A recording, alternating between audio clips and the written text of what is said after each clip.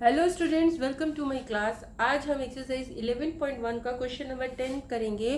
Question number 10 में दिया हुआ है an umbrella has 8 ribs which are equally spaced assuming umbrella to be a flat circle of radius 45 centimeter, find the area between two consecutive ribs of the umbrella। एक umbrella है जिसमें कि 8 ribs है। Ribs यानी कि जो पतली पतली तार होते हैं ना, जैसे साइकिल की रिब्स होती है वैसे अम्ब्रेला की रिब्स होती है।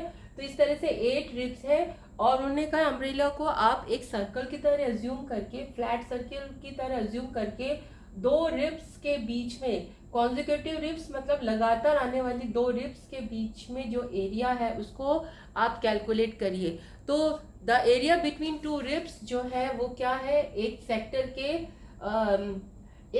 के फॉर्म में है। तो आप सेक्टर का एरिया निकालेंगे और सेक्टर का एरिया निकालने के लिए आपको देखना होगा कि सेंटर पर कितना एंगल बनाता है। मान लीजिए ये 2 रिब्स आपने लिए हैं, तो ये वाला एरिया आपको निकालना है। तो आपको बताना है कि ये जो सेक्टर है ये सेंटर पर कितना एंगल बनाता है। आपको मालूम है जो कंप्लीट एंगल होता है वो होता है 360 का। अब क्योंकि इसमें 8 रिब्स हैं तो 360 जो है वो 8 पार्ट्स में डिवाइड हो जा रहे हैं, है ना। तो आप डिवाइड करके देखिए, 8 4 जा 32 एंड 8 5 जा 45, यानी कि हर एक जो सेक्टर है वो सेंटर पर 45 डिग्री का एंगल बना रहा है। बस अब आप निकाल लीजिए area of the sector between two consecutive ribs, between two consecutive ribs।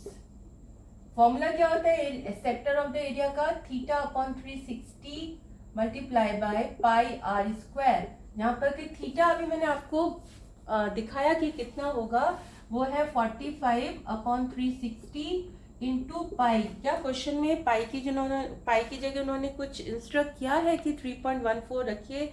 नहीं, ऐसा नहीं किया है। तो आप पाई की जगह 22/7 ही रखेंगे और आर जो दिया हुआ है वो दिया हुआ है 45 सेंटीमीटर।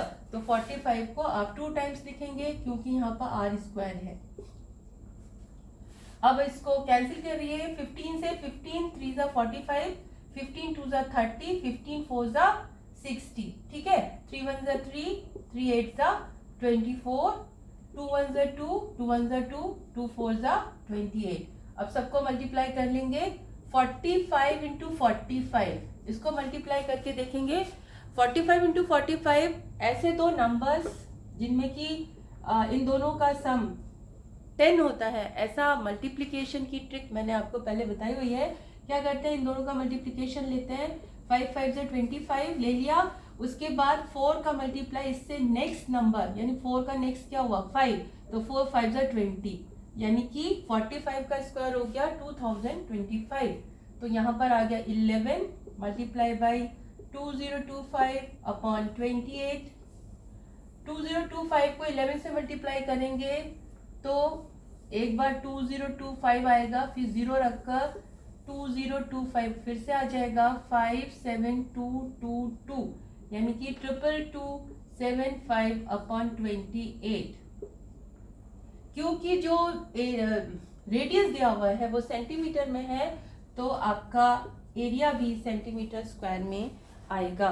तो आपका आंसर आ चुका है 2275। क्वेश्चन नंबर 10 का आंसर है, टैली कर लेते हैं क्वेश्चन। हाँ, 2275 अपॉन 28 सेंटीमीटर स्क्वायर। होप आपको समझ में आया होगा। अगर समझ में आ रहा है तो प्लीज़ प्लीज़ प्लीज़ मेरे चैनल को सब्सक्राइब कीजिए, लाइक कीजिए, शेयर कीजिए और if possible then give me a comment. Thank you.